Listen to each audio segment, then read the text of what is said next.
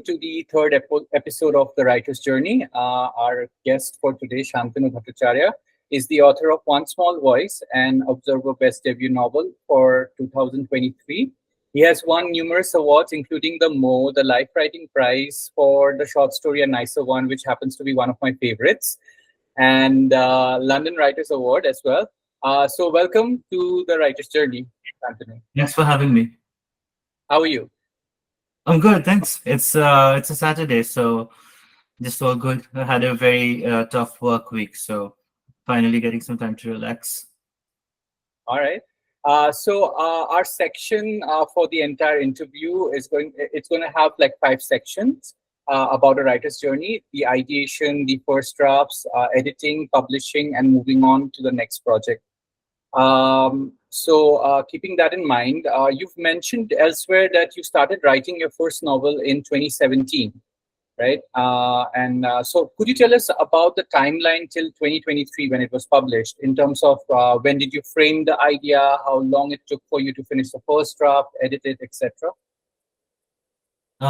Yeah, so I actually started writing in 2012, I think. So the idea came to me in 2012. And back then I'd written kind of about 25,000 words. It was a very different idea at that time. So, talking about ideation, I feel like sometimes you'll get ideas which will be very different to what the final product turns out to be.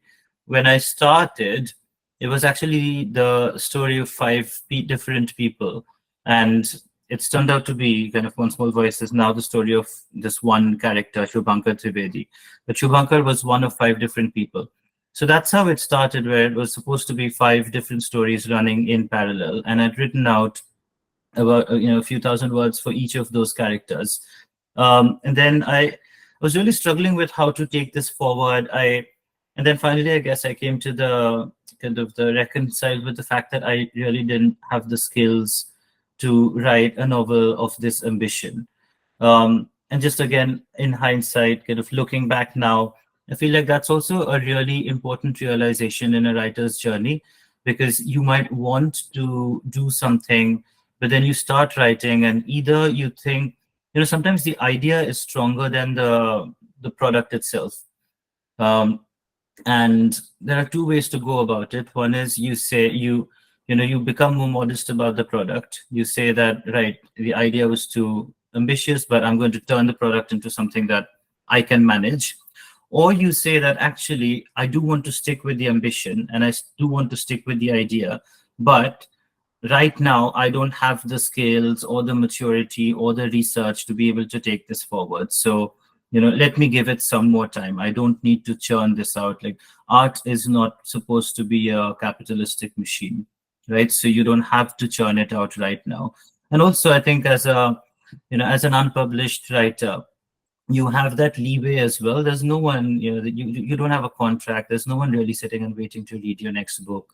And even as a published author, you're first an artist before you're anything else. And as an artist, if you needed to write a book over 10 years, that's fine. If you could write it over 10 weeks, that's also fine. But you need to give yourself that time to be able to do it to a level of quality that you respect first and foremost, right? So at that point in 2012, I sent it to a few friends. And then when I read it again, I myself was quite disappointed. I was like, this is not turning out the way I thought it would. And I let it be. And, I have a full-time job even now, and my life is always very busy. So it's very easy for me this is not what I do. Like, I don't wake up and say, what am I writing today? So it's very easy for me for the writing to kind of just put it by the wayside and say, I can come back to this later. And then life took over. I moved to the UK for studies, and then I got a job here, and life was very busy. So only after I felt a bit settled here that I thought, let's pick up that idea. And when I did that, this was out of the 5 characters that I had initially thought of. Shubhankar was the story that kind of had stuck in my mind, and I felt like I had the most kind of, what's the word? Proficiency to tell the story. or even authority to tell the story, because I felt like the other characters, Shubhankar is closest to my life in terms of the timeline. He is a guy of my age, has been through the same kind of family background and childhood that I have. Growing up in India as a millennial in the late 80s, early 90s. So I felt like this is a story that I could tell without too much background research, because this was a time I had lived through, right? So it was kind of easier as well. And again, in hindsight, I feel like for the first novel, maybe pick something which is closer to you, because then that means that either it's kind of logistically closer or it's emotionally closer, right? Where some of those things you don't need to work so hard for, so that you can actually work hard on the telling of the story, the language, the craft, the plotting of the novel, and all its its characterizations. And you can really focus on the writing and not so much on the information that you need to bring. Because if you chose to tell something which is very removed from your personal experience, then you also have to do a lot of research to bring that to life, right? So then you're dealing with two very, very different and very important challenges. One is the information and one is the craft, right? So I chose Shubhankar, and maybe it was a bit of a cop out, but I chose Shubhankar because I thought I had lived through that time. I can tell the story with some authority. And then what I really need to work on is the craft of it. And then it started from there, and then there were several drafts, and what finally got published was, I think, draft 7. And a lot of the first few years, it took me, I would say, I think 1.5 years to write the first draft. And until that point, it was a hobby project. And it was, I was doing over Easter holidays and Christmas holidays, and taking some leave here and there over weekends. But when I finished the first draft and I had this novel end to end, that is when I felt like here is a novel, and here's a full story told to my satisfaction. And now I got really obsessed with the fact of getting it published and putting it out there in the world, because all this work shouldn't just go to waste. And then from there I said, okay, let's try a second draft, then let's try a third draft, then. And I then started submitting excerpts of it, and I found this writing group and started getting feedback and incorporating that feedback. But a lot of it, and I know I'm preempting some of your later sections because you said you'll talk about editing and publishing later. Yeah. But I think a lot of it was also just being okay with the fact that you need to start all over again. So there have been, like, from draft 1 to draft 2, just the idea and the learnings were carried over. I started again on a fresh piece of paper, and then I started again on a fresh piece of paper. So you kind of also have to be okay with the idea that a novel is not written once, it's written many times until it's published and you can't change it anymore. So yeah. So one thing that I wanted to ask you while you were thinking about this particular idea, like for a story, is do you ever come across this question, why am I writing about this? Because sometimes I face that when I'm working on something like particularly a long-term project like a novel, right? So has this question ever defined the choice of topic that you're working on? So I think, it wasn't so relevant for me. I know that and everyone's writing journey and motivations are different. So I wouldn't say that this is something that's not important to people, but somehow it wasn't very important to me because I'm not an intentional writer, in the sense that I didn't say at 21 that I want to be a writer, and then I chose my education and I chose my profession according to that. I was actually on a very different path. I studied, like many people of my generation in India, I studied engineering, worked in tech for some time, then changed my field, worked in education charities, then I worked in policy. So I have this like whole other life that is nothing related to writing and publishing. So for me, I came into writing because I wanted to tell the story. It wasn't because I wanted to be a writer, so it's a bit of like which came first. For some people, they want to be a writer and therefore they start looking for stories to tell. For me, I had a story and therefore I wanted to tell it. And so for me, I never really I was never really fussed about why I'm writing this, because I'm writing because I want to tell the story. And in a way, it is a bit like parenthood. You can make a lot of pros and cons lists of, like, is it a good idea to have a child, or should I have a child? Should I not have a child? Should I have a child now? Should I not have a child now? And you can go into a lot of logic around that. But at the end of the day, it's really, I think it's something from within. Like, if you really, really, really want to be a parent, it's it's that emotion that's pushing out of you, and you need to give some expression to it. And for me, this story was that. I almost feel like it was a child inside me, and I needed to give birth to it when it came to term, and I needed to see it through its life. And that's the analogy that I always kind of think of when I think of creating art. All right. So I'm right now assuming from the two works that I've read of yours, A Nicer One and One Small Voice, trauma and emotional authenticity have been kind of like the highlights of your work. All right, and it's a huge domain to deal with, right? Could you tell us more how you navigate through such sensitive areas? um by just being very close to my characters. That is the only. And when I mentioned the whole kind of one draft after another, I think that is the thing that I refined the most. Because if you ever, God forbid, lay hands on my first draft, you will see that it is told in a very different voice. It is told in a very kind of, very, as a writer, you have to keep unlearning a lot of things, because we've read books from childhood. We think that there is a certain way to tell a story, and then when you start to tell the story that you want to tell in your own way, there's a lot of unlearning to do. There's a lot of this person said it this way, therefore, let's try to emulate them. Or my favorite author wrote my favorite novel in this way, so let's try to follow that playbook. And then you have to throw all of the playbooks out of the window and write your own playbook. And for me, I realized that what I do really well is a couple of things. One is, um, I form characters and do kind of interactions between characters very well, because I really enjoy it. And the things you do well are the things that you will enjoy writing yourself, right? So I really like this whole interplay of human beings, and the conversations they are having, the ways they are interacting, the ways they're being kind and nice to each other, but also really horrible to each other.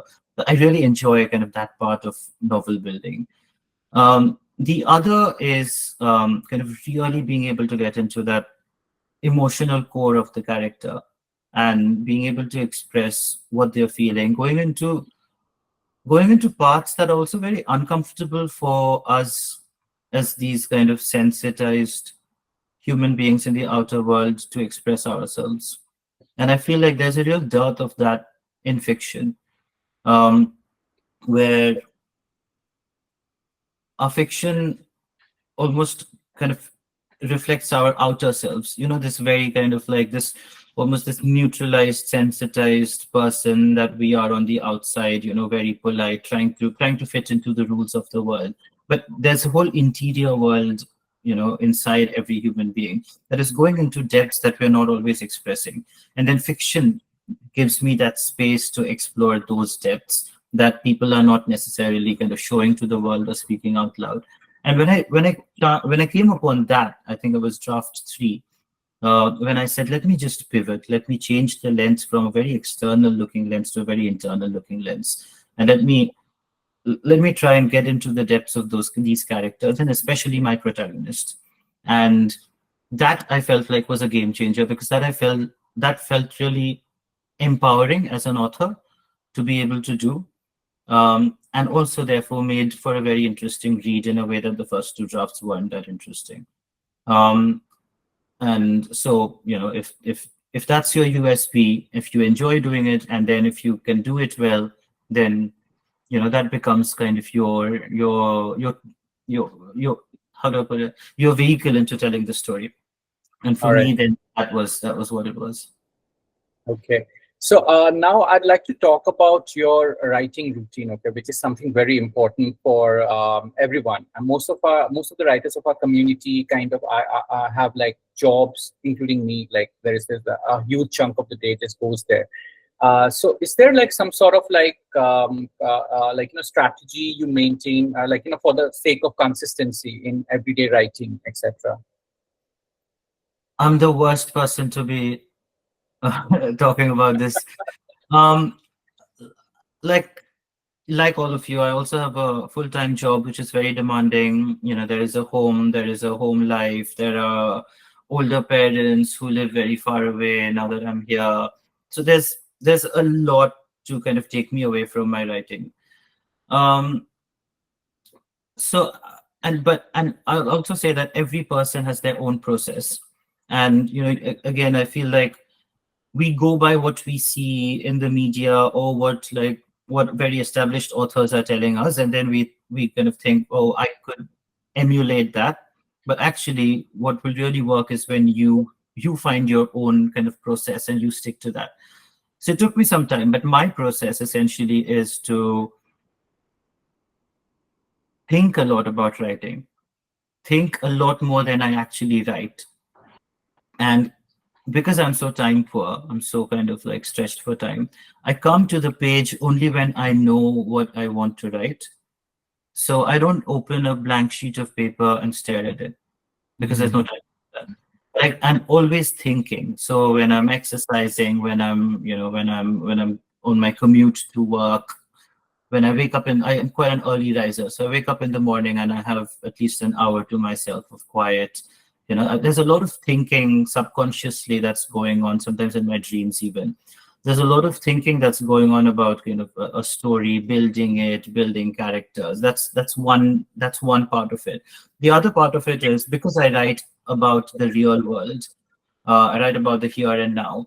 There's a lot of observation that's going on as well. In my daily life, I love conversation. So I have a lot of like really detailed conversations with people.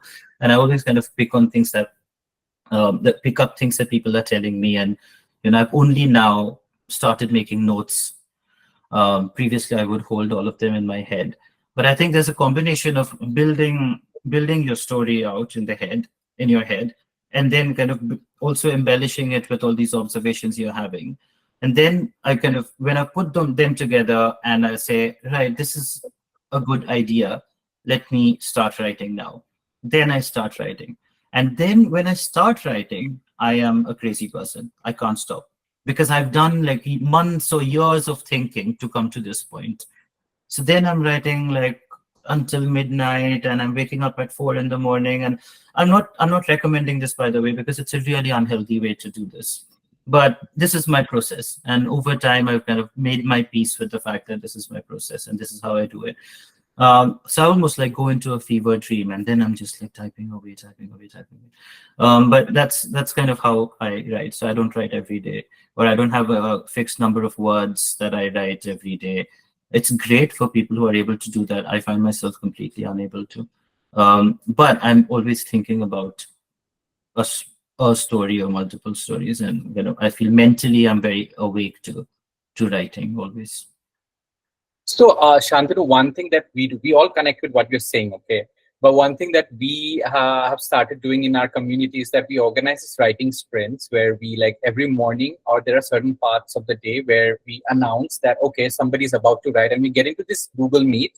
We chat for like 15 minutes. It kind of like is like a pep talk. Like anybody can share about their project or talk about their issues, and then we just close our cameras and everything, and then we start writing. I think that's another process. I'd be the worst person to join this group because I'd distract all of you, and I'd start some conversation, and I'd do a lot of chit chat for 1 hour and then leave the group.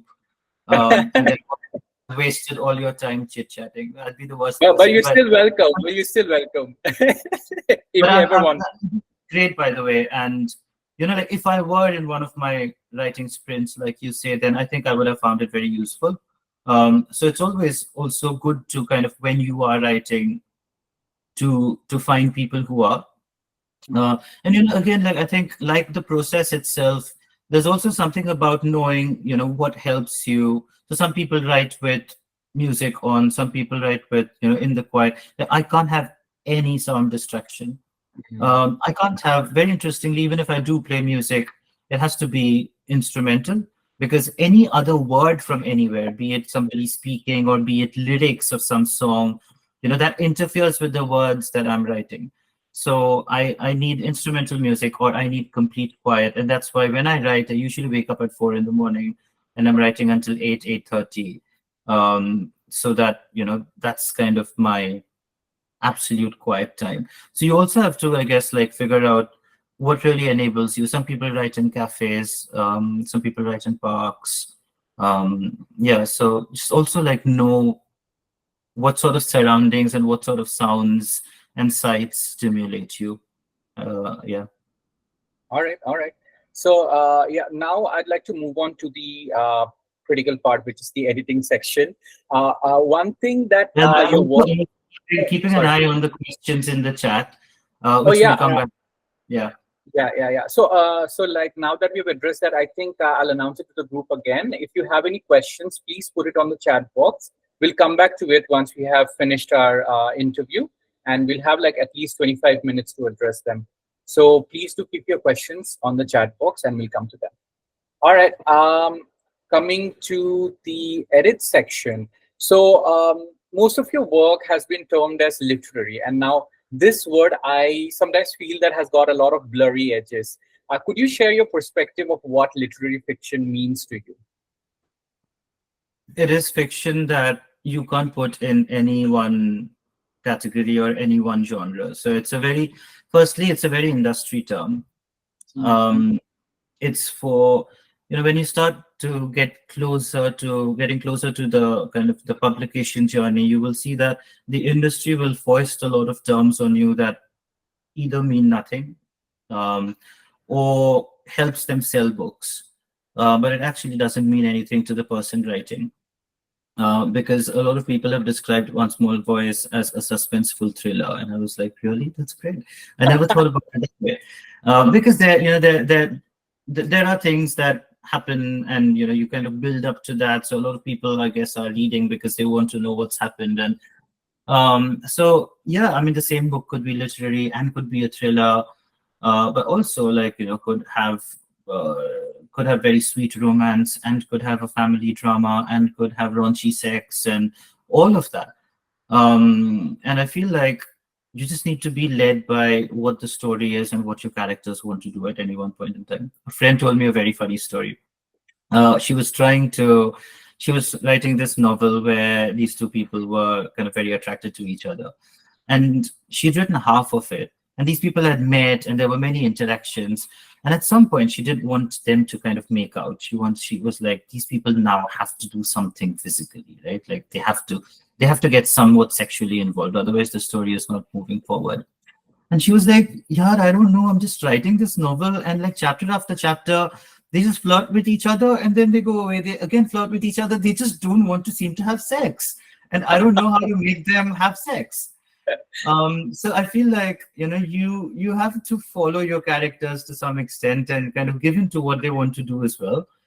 You can't force things, because your readers will actually kind of pick up on that, and it will seem quite gimmicky to them. So whether it's, if your character wants to murder somebody, let them. If they don't want to, then don't let them. Don't make them do it.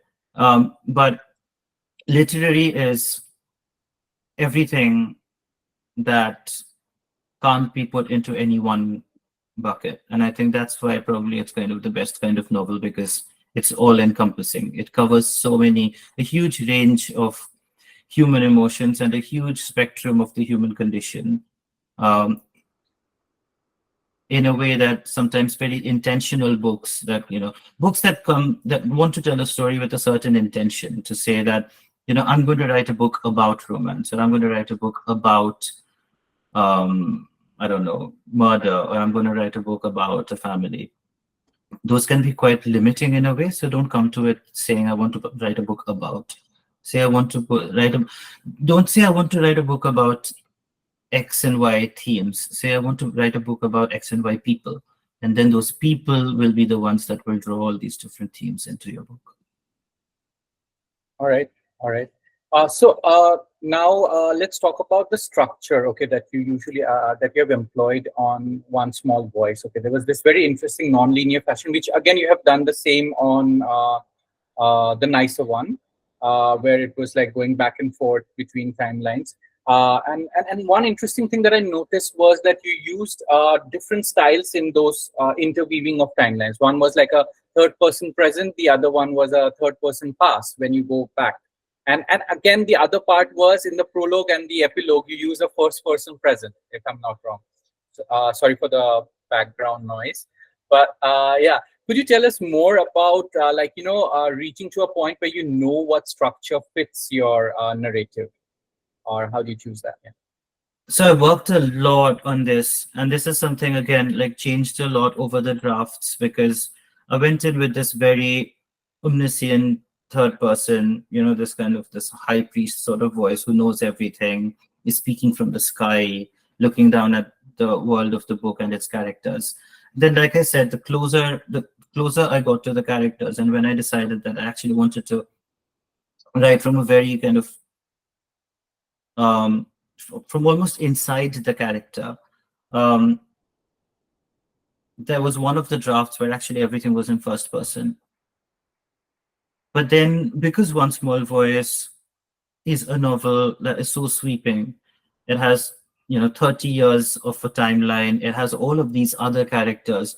What the first person was doing is it was kind of muting all the other characters. It wasn't giving them as much space because with the first person, your protagonist or the person telling the story, they gain so much primacy that everything else around them becomes a bit muted. And I felt like, therefore, I went for what we are calling this closed third person. So, it's almost like the narrator is sitting on it's a little bird sitting on the shoulder of the protagonist who is privy to all of their feelings, but still has enough of that external worldview to give the other characters their space.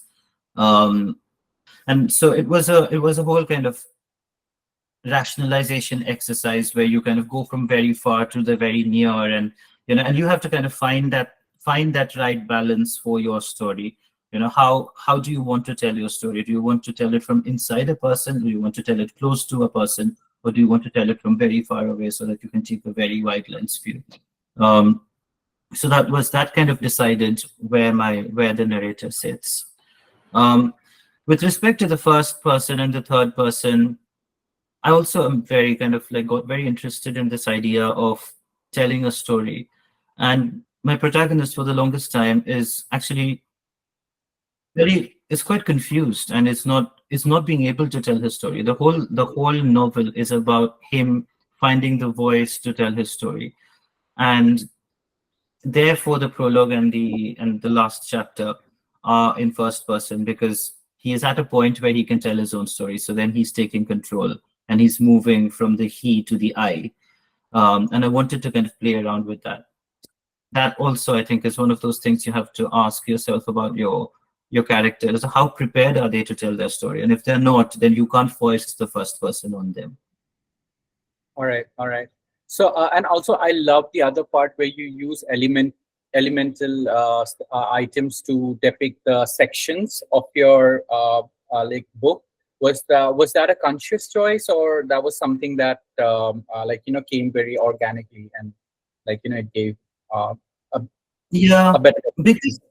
because the story takes us from like Shubhankar's childhood to when he is about 35 years old. There were I was looking to kind of some sort of framework to think of the sections. And I played around with two different frameworks. One of was this, the elements, so air, water, and each part of his life. So childhood is, when you're grounded. So it's I think it's Prithvi, because you're on the ground, and then you're the earth. Then the adolescence is what is it, Ankur, because then you're a sapling. So you kind of like the essentially the growth phases of a tree, or of a life, and represented through the elements.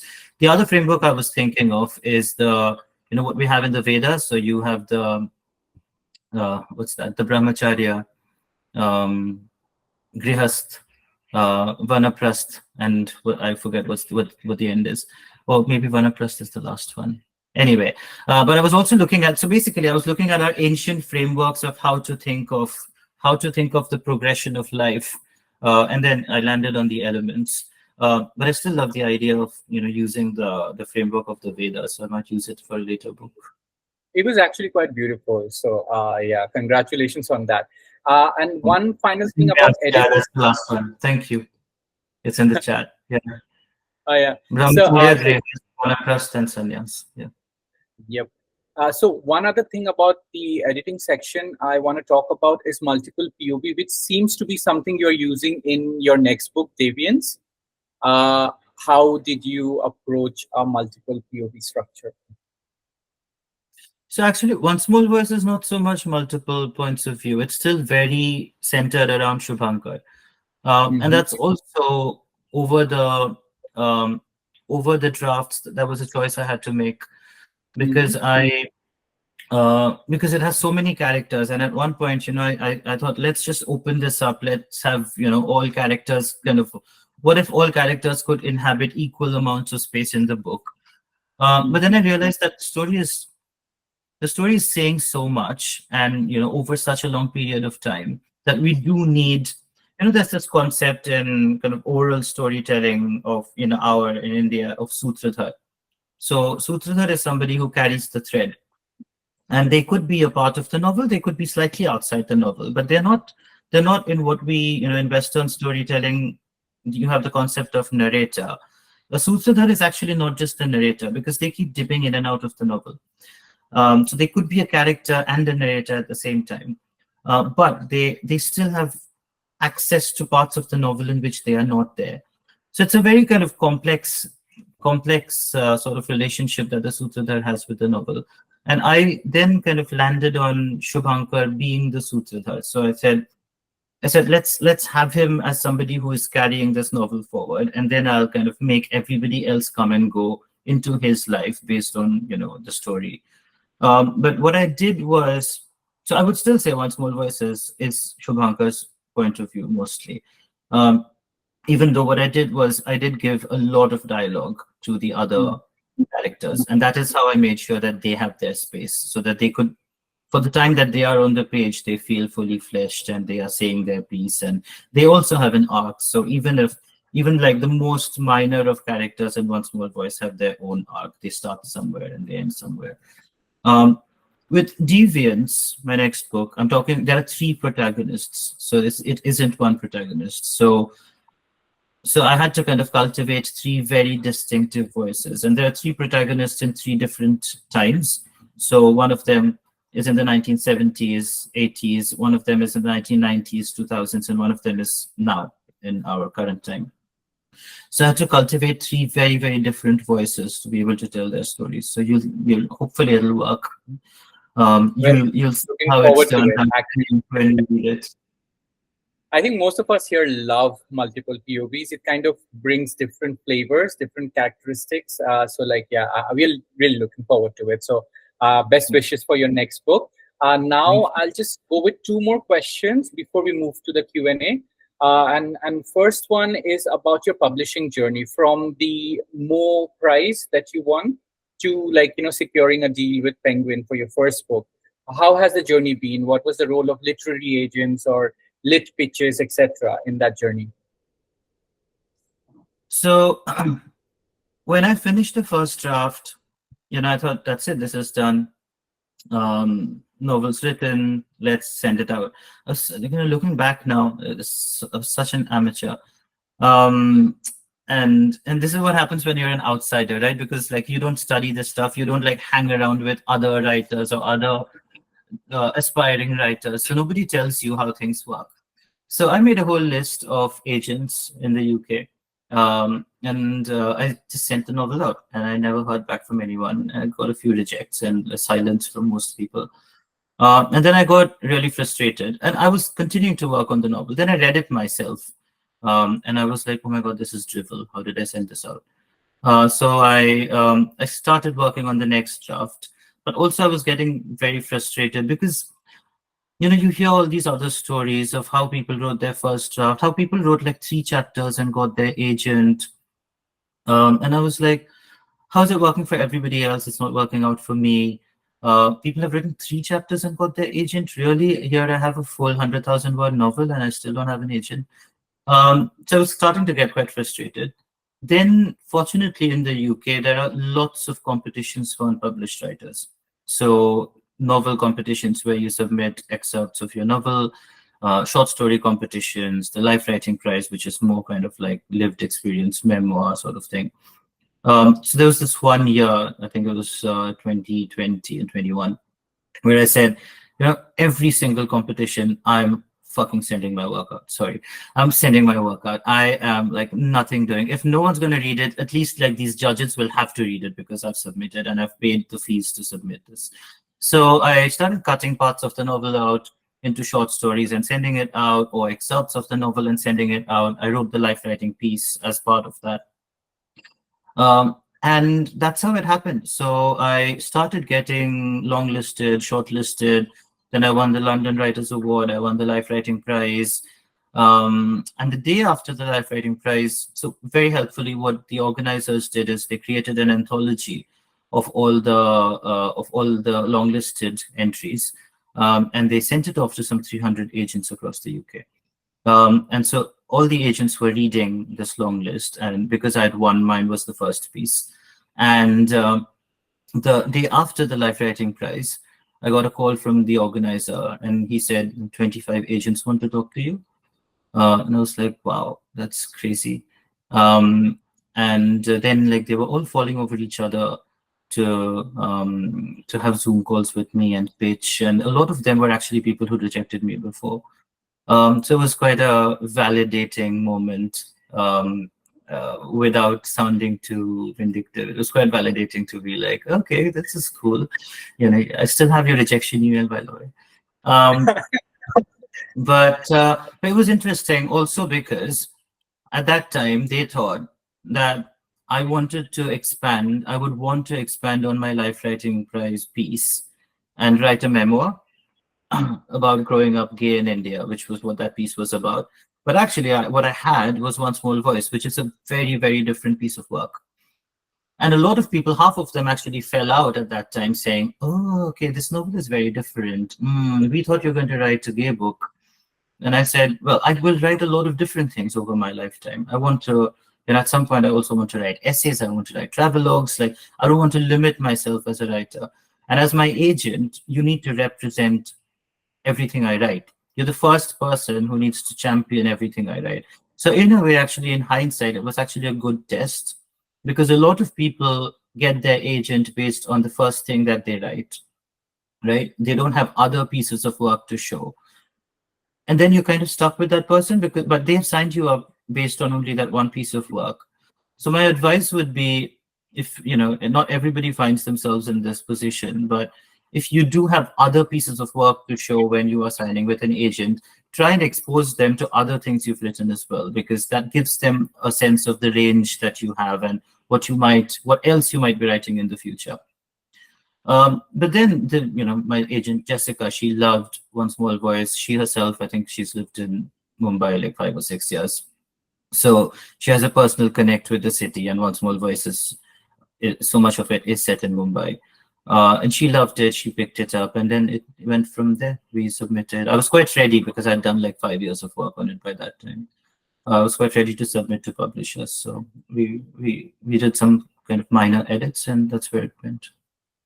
All right, awesome. So I'll keep my last question set aside. If we have time, we can address that later. But we'll move to the Q&A because others are waiting.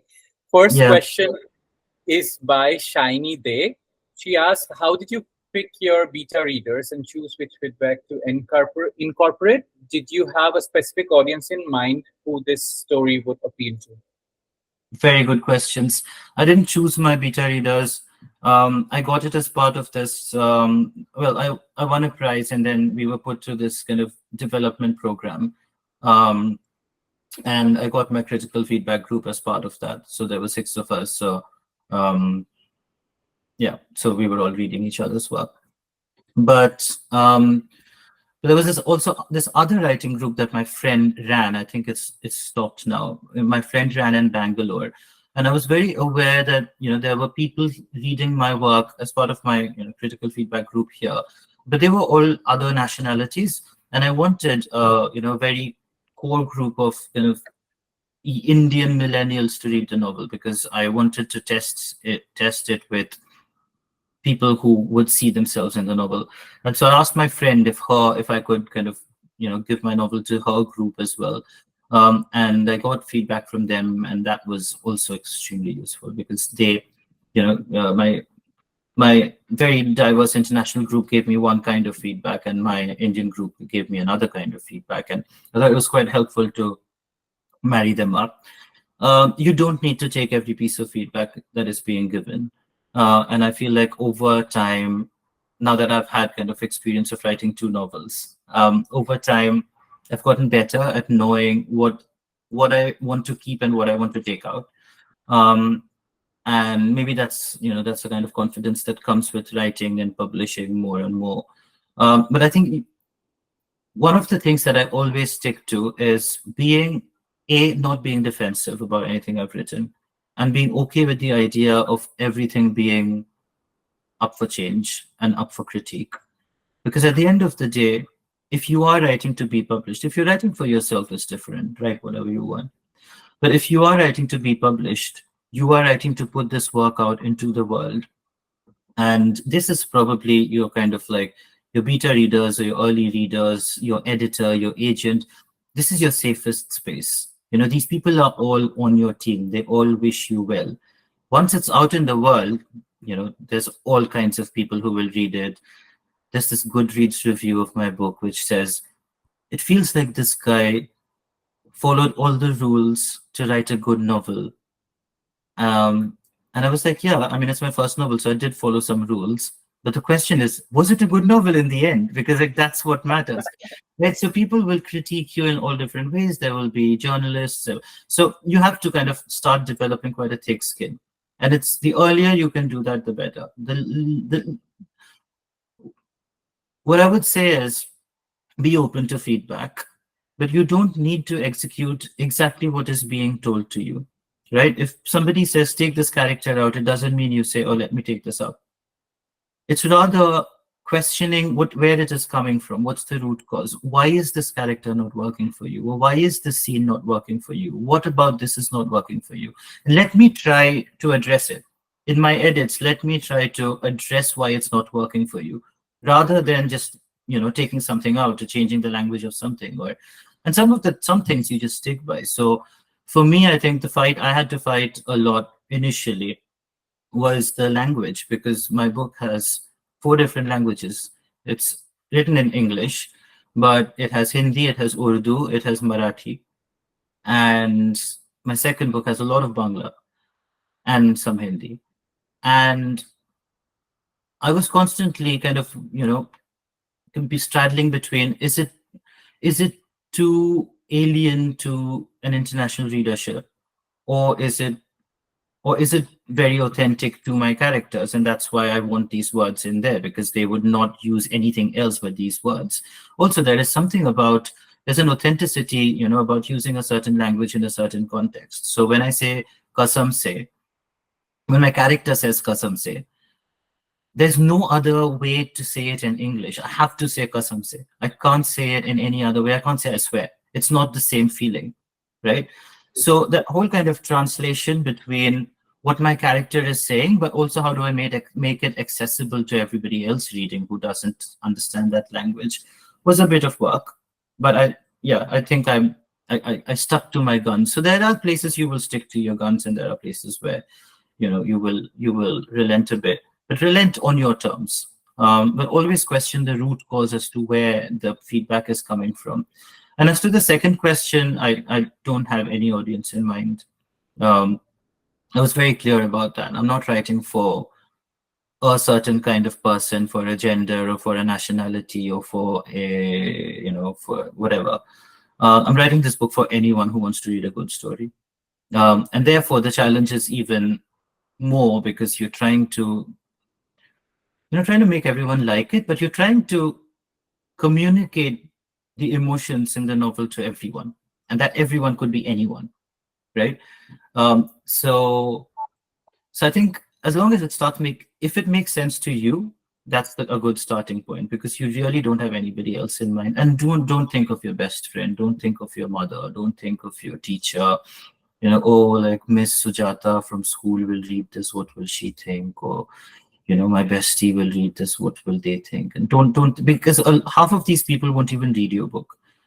People who will read your book are actually strangers. Half the people in your life are going to buy the book, but then go, your book, yeah, it's on my TBR for a long time. It's by my bedside. I've started it, but I'm having a bad patch right now. I'm not really reading that much. So don't think about people in your life. That's like the worst cue to go by. All right. That's like really amazing and it was quite fun. But yeah, moving on to the next question. I think it's Stuti. She asks, how do you handle wide themes such as conflict, religious context, etc., and balance them with the focus on your character? Sorry, which question? Okay. Uh, Cool. Yeah, Stuti's question. You've read once. You've read Children of Death. Thank you. Um, I love that story so much, and I feel like it didn't get that much of an audience as much as it deserved. But thanks for reading. Um, I think for me, how do I put this? I don't come to kind of like these larger themes because I want to write about them. I think that larger themes are part of our everyday lives, and whether we choose to believe it or not, the politics is very personal, and the personal is very political. And especially if you are, I think it comes from a very, you know, personal place, because I was a gay person growing up in a country where homosexuality was criminalized. So I was always very aware of the law thinking of me as a criminal in every act of mine. Like my whole existence was a criminal existence. And I think anyone marginalized feels that way. If you're a woman, there are all of these social norms and laws that work against you. If you're a gay person, if you're a religious minority, if you are, I don't know, I mean, if you are marginalized, essentially, if you are not a high caste straight man, then if there are systems out there that are working against you. And so when I write about these themes, they are used to flesh out the personal experience. It's not because, if I wanted to write about these themes in an impersonal way, I could have just written an essay, or I could have just written like an article in the newspaper or something. So it's always about that interplay and how are these themes relevant to the lives of your characters or what's happening in the story. Sometimes you want to write about a theme, but it just doesn't fit into the story, and then you have to put it away. You say, this is not the right story to play this theme in. So that's I think how I go about it. If it's relevant to my characters, it's something I'm happy to tackle. If it's not, then this is not the place to do it. all right. The next question is from Sunil Kumar. Do you have any specific tips for the process of character development? I think a couple of things. So I was very, very fascinated by my characters in One Small Voice, and I'm still very much in love with them. I think about them as if they were real people. Even now, sometimes, I wonder what they'd be up to now that this book is out in the world. I think know your characters in a way that, and you have to kind of just not know them yourself, but communicate them to your readers. So find some things that are constant, which are, how they look, their voice, their way of talking. When you write dialogue, maybe each person like find a unique way in which they speak, so that when you're writing dialogue, you can almost like channel their voice into your head. Write like short pieces from the perspective of a character. So for example, even if they are not your protagonist, you might want to write a chapter where that character exists, but you want to maybe put the lens on that character rather than on your protagonist. You know what I mean? So kind of do some kind of independent writing work to flesh those characters out. But the one important thing I will say, and this is where a lot of fiction falls flat, is characters don't change that much over the course of a story, and don't do that. Because every human being is changing, and it's fine for them to change radically. And in One Small Voice, some of the characters will like change radically from start to finish. And for me, the challenge was how do I get so much? How do I get them to change so much while still keeping them the same person? And make your characters open to growth and change and learning and evolution. And that's why they're alive. That's how they're not dead, because they're still growing and changing and learning and responding to the world around them. Okay. I'll be skipping a few questions for the sake of time. Audience, I hope you don't mind. I'm jumping to Shiny's question. How do you balance with interiority and show don't tell when you go through the journey of the characters? We see a good amount of both in your book, done very well. Thank you. I'll say the same thing as I've done before. I think it's fine to show and tell. You don't have to follow this whole kind of show don't tell philosophy. But I think the question is who is telling? Is it the author or is it the characters? And if it's the characters doing the telling, then it's fine. It's part of the story. As the author, the more you can kind of like extricate yourself from the novel, the better. Because you are coming to it with a very specific worldview. You're coming to it with a very, and of course, like it's a given that a lot of those things will stay in your novel. You are the creator of that. It's like so much of the if so much of the parent kind of is visible in a biological child, especially so you will never be able to fully extricate yourself from the novel, but consciously try and not put your words in other people's mouths.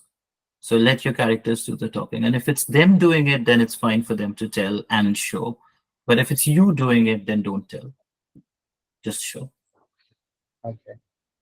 All right. Our next question is from Sudha.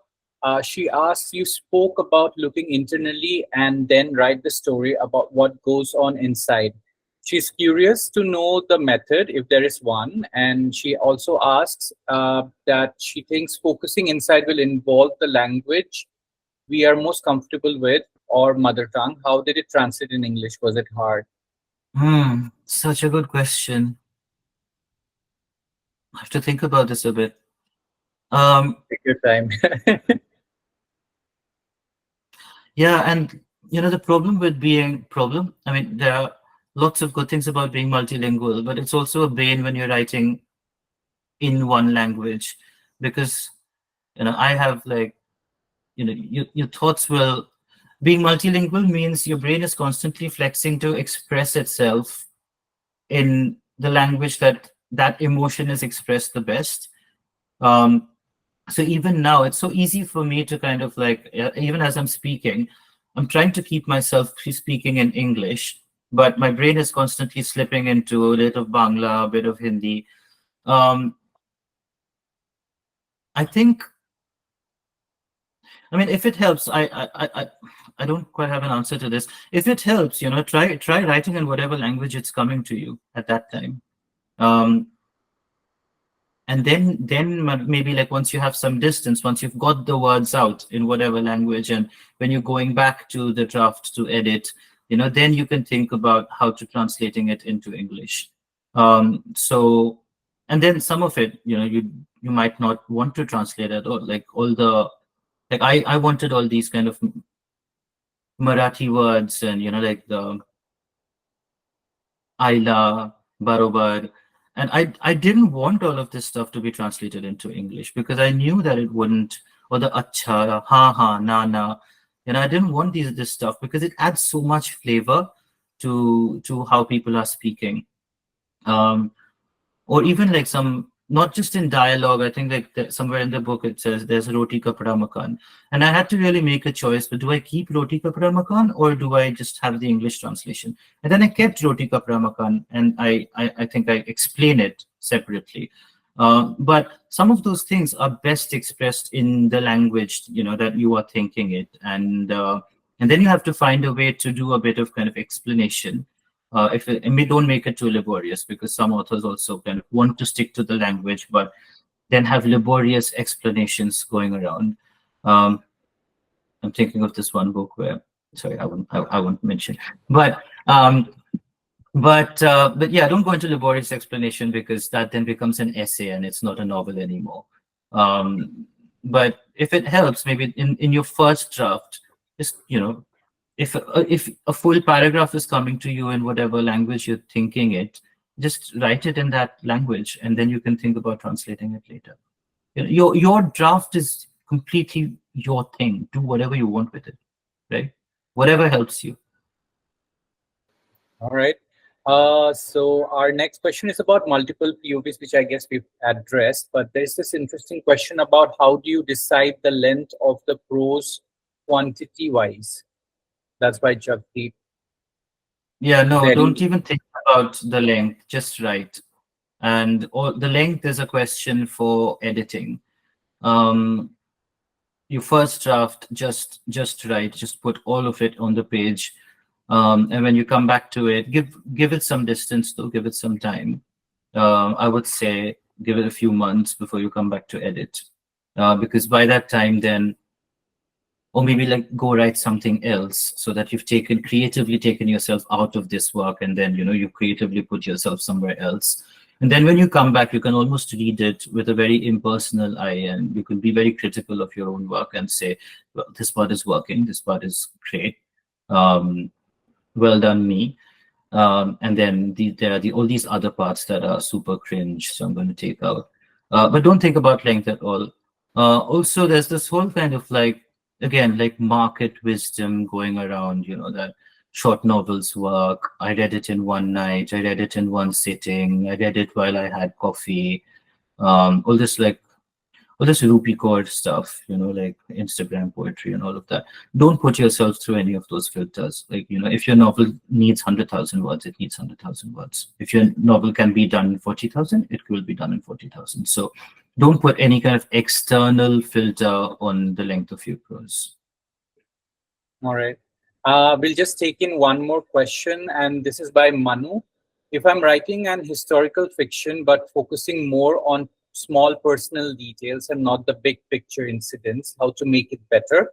Reader might know only the big picture incidents and not the smaller details. But that's the strength of your novel, right? That's why you are.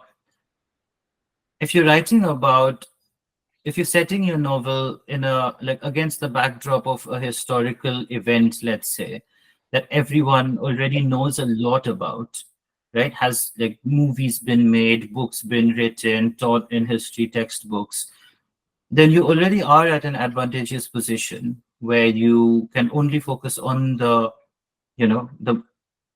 I don't want to say small or minor because nothing is small or minor, but the everyday stuff, the personal stuff, without having to explain a lot about. Let's say if you're setting a novel like around the time of India's independence, everyone knows about a lot about India's independence struggle and all of that. So you can then focus on the lives of your characters. For me, that was the challenge because I was writing about stuff that is not very well known and that actually has been um, kind of muted in our history textbooks, right? Or like not even mentioned. Like I was writing about the demolition of the Babri Masjid, which is it's not too far back in history, so there hasn't been a lot of like scholarship around it or writing around it. Um, in kind of there's kind of very little in terms of literature around it. Then there was like the whole political question of how the current dispensation would rather not talk about it, right? So I had to kind of find that balance between explaining what's happening, explaining the incident, and talking about how it was impacting the life of my characters. So sometimes you're writing about stuff that is not very well known, and you need to give enough information for people to be able to understand the historical event, as well as then get into the lives of your characters. But if you're writing about something that everybody knows, then you can choose not to spend a lot of time explaining the event itself. All right.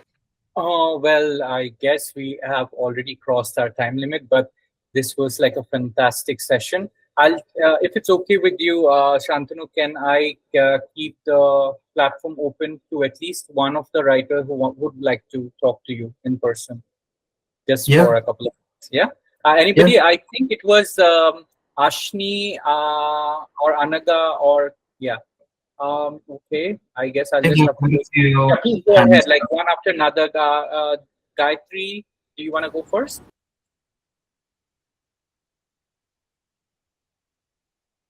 Yeah, Gayatri, do you want to unmute yourself and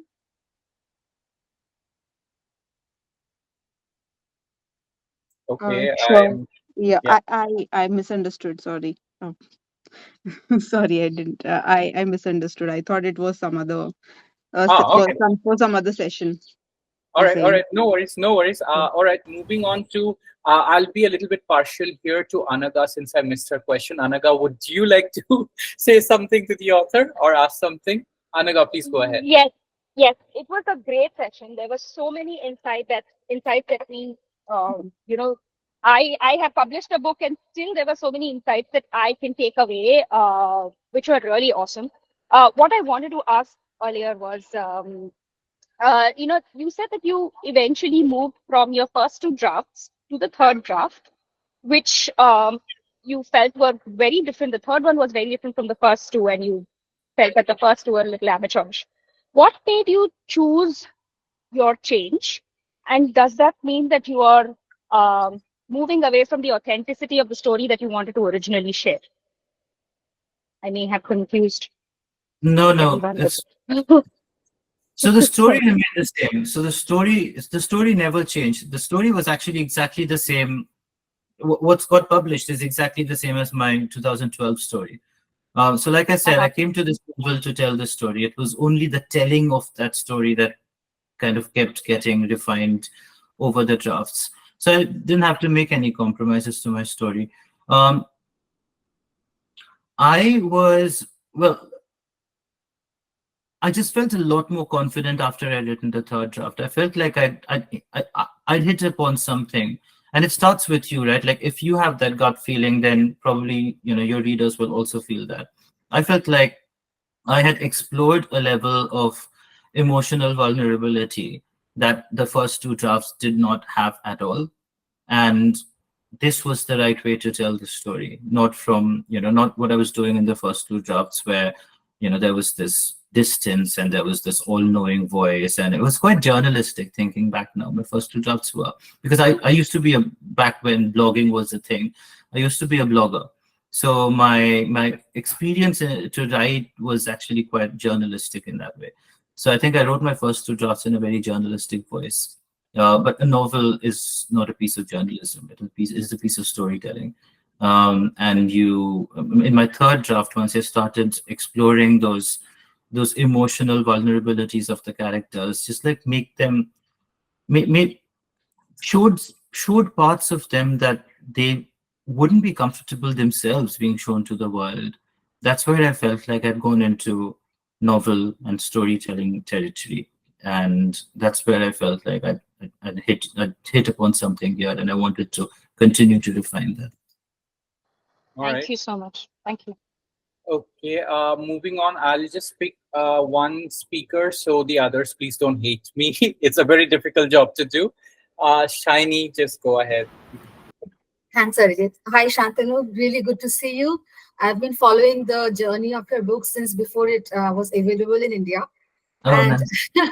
and I was really glad to get my hands on it because it was so worth it. I just wanted to know, like, there were different characters, and the character arcs of these three friends were very different. Did you write what you already knew, or did you get critical feedback from people who kind of represented these two characters so that everything sounds authentic? What do you recommend to writers who are writing characters who might be different in different areas? I'm going to say something super controversial, because I don't believe in um, how do I put this best? Um, there's this kind of like line of thought that if I have a character who is, let's say, one of those friends is a Muslim and one of those friends is a woman, and then there's Shubhankar. So what am I expected to do here? Like, am I supposed to give the draft to a Muslim person and say, hey, by the way, I have a Muslim guy, can you please read? because there are all kinds. I mean, there are all kinds of Muslims, and there are all kinds of women, and there are all kinds of men and women, and we are such intersectionalities of our backgrounds and our family histories and our the religion and the caste. And so I actually was very wary of doing that, very wary of choosing somebody who would represent an entire community and be able to authoritatively tell me what I should feel about this character. So I didn't want to do that at all. I felt like I had created the character of Syed and had created the character of Shruti, and who else to know them better than me? Maybe that's like a very parental thing to say of me, but I did feel very, very confident that I was being able, I knew them in a way that no other person could. But I do also have to say that that One Small Voice actually came out of a lot of conversations I was having. So, when the story came to me, I was in a job that was taking me all around India, and I was interacting with a lot of young people. So One Small Voice in that sense is almost like it's a crowdsourced novel. It's an agglomeration of a lot of things that people have shared with me, all the conversations I've had, all the ways I've observed people living and living their lives and expressing themselves in different ways, and their relationships with their families and in love and so on. So that, I guess, that was my research, like my life was my research. All the interactions that I had had, all the observations that I had made, and everything that I had done until now was almost like a preparation to write One Small Voice. So by the time I came to One Small Voice, I was very confident of who these characters were, what their motivations were, how they would express themselves, what they were feeling. If you do find yourself not so confident when you're writing a certain character, if you're writing somebody, you have no idea what they feel. I mean, the first question is, should you even be writing them? And secondly, please do go out and do your research. Please do go out and speak to people who could have had those similar experiences. But don't choose just one person to represent an entire group of people. If you are going to go out and speak to people, speak to a certain number of people. And that number, I don't know, speak to enough number of people until you feel confident that you've heard from a critical mass to be able to write a character. Don't choose one person and say, hey, I'm writing about somebody with, let's say, ADHD. Let me find a friend who has ADHD and let me talk to them. And that's it. My research is done. Don't be lazy about your research. Yeah, got it. Yeah. Thank you so much. All right, Shantanu, thank you so much. I know we have exceeded our time limit of 1 hour. Actually, 10 minutes, if you don't mind. I'm quite enjoying this, and I'm having a lazy Saturday afternoon. So, but if people need to go, please do. Do you want to address the other questions? That would be wonderful. I mean, everybody would be happy. Yeah, sure, why not? I felt like Ashni had their hand up. Ashni, please go ahead. You can direct. Thank you, Arijit. Thank you.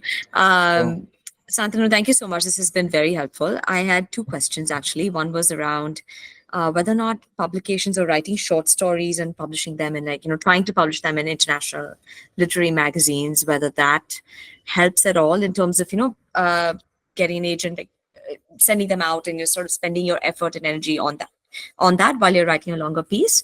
And also about approaching overseas agents from India, whether or not, being in the same country helps. Do they entertain you if you're not in the UK or the US, but you're trying to get an international agent? So at the very outset, I should say that nobody, if you talk to kind of 5 different published writers, you'll see that each of their paths has been radically different. So there is no one writing path, and there also, therefore, like, it's very difficult to say do this and therefore this will happen. Should you be writing short stories? Definitely. I find short stories a huge way to, firstly, it's kind of such an exercise in control, because you have to express yourself in a certain number of words. You need to kind of end the story. It needs to be a snippet of something. And I actually used to write short stories before I wrote One Small Voice. In fact, Children of Death was written just before One Small Voice, because I'd just returned from 8 weeks in Srinagar. But And then, should you put in the effort to get them published? You should put in the effort to get everything published. If you want to be a published author, the more work that you can have out there, the better, right? There's no two ways about it. Will it get you an agent? I don't know. There are people out there who've done nothing and have landed agents by writing, like I said, 3 chapters. And there are people who are, for years and years, are writing and putting their work out there and getting published in different literary magazines, but still not landing agents. So I don't know. There is no algorithm here. There's just nothing to predict. Agents in the UK and US will take on writers abroad, but they will need to have a very, very strong reason for why they do that. My suggestion would be, there are some agents in India now. So there's Ganesh Gupta. There are, I think, not a lot, but there are 3 or 4 different agents. There's Himali Sodhi, and a couple more. Approach them first. You would want to, even for your own benefit, you would want your agent to be somebody who understands the milieu in which you live. So try Indian agents before. I mean, do submit to agents abroad as well, but it's rare. They need a very, very good reason to want to take you on. And there are some agencies that also take on authors. In fact, there's this one agency, they're based out of Barcelona, but they're very international. They're called Pontas, Pontas. And they have quite a high number of Indian authors, actually, who live and work and get published in India. And some of them get published abroad as well. So, yeah. But that is very helpful. the journey of authors and the journey of her books. Avni Doshi, if you've heard of her, her book Burnt Sugar was first published in India as The Girl in White Cotton, I think. And then then it kind of somehow then got published in. Sorry, it got submitted in the West, and she's represented by Pontus. Then it got submitted in the West, and she did a lot of editing work, and then it got published as Brown Sugar. So I always use that book as an example of, even a book is not a single thing, or a story is not a single thing. A story could find itself in different geographies, under different names, slightly different books. Shehan Karunatilaka's book got published in India as Chats with the Dead. And then it got completely edited, and a very, very different version got published in the UK as 7 Wounds of Mali Almeida. So I feel like we've seen quite a few examples now of books having made it from, first getting published in the subcontinent and then finding a more international readership. So I would say, maybe targeting the subcontinent first as somebody living in India is not a bad idea. Thank you. Alright. That's actually contrary from what I've also heard from other people, which is interesting. Which I think Chiki Sarkar was saying, right? Try the international agents and publishers first. I did that on a few and part of that call. So that's an interesting perspective. Thank you. When as somebody who's gotten rejected by a large proportion of agents here, I would say, if you're not even living here, it is very difficult. So I don't know if Chiki Sarkar has had any experience as an unpublished writer, but I can tell you as an unpublished writer, it wasn't easy. All right. Thank Awesome. you so much. So moving on, it's Jagdeep. Over to you. And Salma, I had skipped your question. Would you like to ask your question after Jagdeep? All right, Jagdeep, over to you. Well, hi, Santanu. Thank you so much for your time, and I really look forward to reading your book. There's one question that I wanted to ask. It's about managing a job and doing the writing. My problem is I'm in love with my job. I am doing what I've always wanted to do, and there's no amount of royalty that can keep me away from doing this. However, I want to write and write and write. How do you balance this two? You need 2 lives. You need to choose what you want to do in this life and what you want to do in your next. No, I'm sorry, but No, that's a joke. That's a joke. You're very lucky that you do something that you really love, because for a lot of people it is not. And then, you know, the act of doing that and tearing yourself away from the writing is very, very difficult. For me, it's very difficult to when I'm writing, and that's also why I don't write every day, because that's a way of protecting myself, because when I am writing, I don't want to tear myself away from the writing and the characters and context switch and, you know, go into some stupid corporate meeting. But I guess it sounds like you know, if you want to kind of build some sort of ritual or time discipline around, you know, this is when I write, and when I do this, you know, I'm not to be interrupted. I'm not, like, nothing about my job or nothing about anything else will interfere or impinge upon this time. And that's the only way to create. And if that means it's just 2 hours, 3 times a week, when you're writing 200 words, each of those sessions, that's also fine. But sounds like, yeah, if you can build that sort of a routine and stick to it, it could help. Yeah. For me, it's a constant struggle. So I actually don't really have much of an answer to this. It's a constant struggle to balance these two things, and it's also a constant struggle to context switch between my employee side and my artistic side, because they're very different people. And when I'm an artist, I remember this one time when I was writing One Small Voice. I also remember the chapter I'd written. And this was during the pandemic, and the first Zoom call was at 8:45, the first kind of the team meeting. And I finished the chapter at 8:30, and I was crying profusely. And then, like, at 8:40, I'm like, okay, wipe these tears, because you need to be on the Zoom call now. And then like I wiped my tears and logged in, and at 8:45 I was doing corporate triple. So I feel like that context switch is very, very difficult, and you have to be able to manage that as well, because as a writer you're doing exact opposite of what you're doing. I don't know what work you do, but for me, you know, at work I need to be a self-assured, strong, confident person. And as a writer, I don't want to be any of those things. I don't want to be self-assured. I want to be vulnerable. I want to be open to the experience of writing and what my characters are telling me and what my world is telling me. And I want to be, I definitely don't want to be confident. I want to be able to challenge myself and question myself.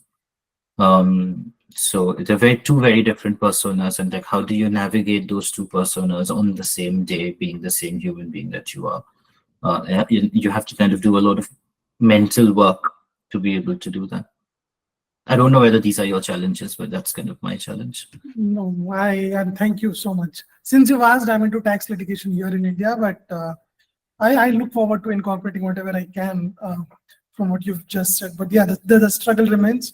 Wishing you all the luck, Santanu, and thank you so much on behalf of everybody here for your time. Thank you so much. So yeah, is there anybody else who wants to go ahead with your question? Salma, are you still there? I know I missed your question, but if you'd like Yeah, to. hi. So Salma here Hi. joins us from London, and Hi, like, Salma. so Hi. yeah, please go ahead, Salma. I'm in a park like Holland Park right now. So I'm sorry if the Wi-Fi off or something. But your Children of Death was wonderful, amazing work. I have yet to read your novel, but I will get around to it. But yeah, definitely, I was really impressed with the short story. My question was that how do you like head hop between characters? Like this question relates to point of view. So within the same chapter, if you've got multiple POVs, is it okay to head hop between the characters, and what's the best way to do it? Because my novel has like multiple POVs, like. Yeah, I mean, I don't see a contention. I mean, if you've chosen to tell your novel that way, Points of views. Yeah, sorry, there's a bit of a delay, so I don't know whether you'll be able to hear everything I'm saying, but Okay. I feel like whatever you choose to do be consistent. So if you've chosen to head hop, it needs to kind of be across the book. And then it's fine to kind of, write in one person's point of view, and then suddenly kind of you sneak away and you slip into another person's point of view, and you have to slip into another. So try and make it as seamless as possible. It's almost, as if the reader is part of that circle. And it's really about who the reader is looking at. So I could be looking at this person, and then I'm listening to this person, and then I turn my head and I look at the other person. And so almost think of that, right? Like where is the reader looking, and how do you move seamlessly from one character to another? But very important that if that's the device you've chosen to tell your story, that you stick to it throughout your story, because you can't be doing it in certain chapters and not be doing it elsewhere. Okay. Okay. Yeah. But do you like normally like separate it with a line break, or like, maybe it just can flow, like you choose your format? Yeah, I mean, you choose how you want to tell the story. There's no rule there. You set Okay. your rule, but then if you set your rule, you have to follow it, and you have to do it well. All right. Okay. Okay. Thank you. Okay, so yeah, Shantanu, thank you so much. You have been very kind to us. You've No, this is extended the very time, good. and I just love it. And the session was very candid, and we had a lot to learn from you. You can see all the love that's pouring out for you. Yeah, so Shantanu's next book, Deviants, releases on February 2025. Is that correct? By Penguin? Yeah. No, the Penguin in the UK, but by Westland in India. All right. And Yeah. So this is a plug. My first novel, One Small Voice, and my second novel, Deviants. Here you go. Please read them. A lot of what I said will make sense when you read my work. And yeah, so we are all looking forward to Deviants, and best of luck. I'm pretty sure it's going to do wonders in the literary circles. And congratulations to all your past wins, and of course, congratulations for the new book that's coming up. Yeah. All right. Have a Great. good day ahead. Have a good weekend. Have a good day. Thanks, everyone. Bye. Thank Bye. you. Bye.